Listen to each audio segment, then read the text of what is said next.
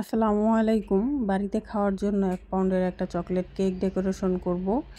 এটা আমি 6 ইঞ্চির মোল্ডে বেক করে নিয়েছিলাম। যদিও বাড়িতে খাওয়ার কেক তেমন কোনো ডিজাইন হয় না, সাধারণভাবে একটা কেক হলেই হয়। তারপরও ভাবলাম যে একটু ডেকোরেশন করি।